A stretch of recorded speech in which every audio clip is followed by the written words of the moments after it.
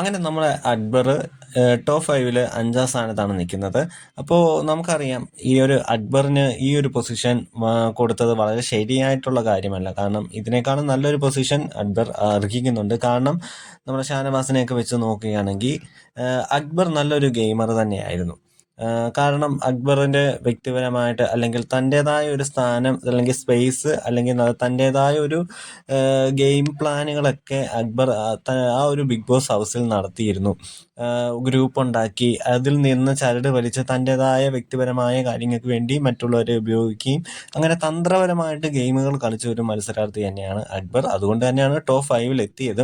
അപ്പോൾ നല്ലൊരു പൊസിഷൻ, ഒരു 3-ാം സ്ഥാനമോ 2-ാം സ്ഥാനത്തിന് അർഹനായിട്ടുള്ള ഒരു വ്യക്തി തന്നെയാണ് നമ്മുടെ അക്ബർ എന്ന് പറയുന്ന മത്സരാർത്ഥി. ബാക്കി 5 പേരെ വെച്ച് നോക്കുകയാണെങ്കിൽ 1-ാം സ്ഥാനം കഴിഞ്ഞാൽ പിന്നെ 2-ാം സ്ഥാനത്തിലൊക്കെ നിൽക്കാൻ പറ്റുന്ന ഒരു മത്സരാർത്ഥി തന്നെയായിരുന്നു അക്ബർ.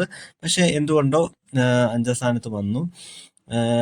ഈ ഒരു പൊസിഷനിൽ ഞാൻ എൻ്റെ വ്യക്തിപരമായിട്ടുള്ള അഭിപ്രായം പറയുകയാണെങ്കിൽ ഞാൻ ഹാപ്പിയല്ല. കാരണം ഇതിന് നല്ലൊരു പൊസിഷൻ കിട്ടേണ്ടതായിരുന്നു അക്ബറിന്.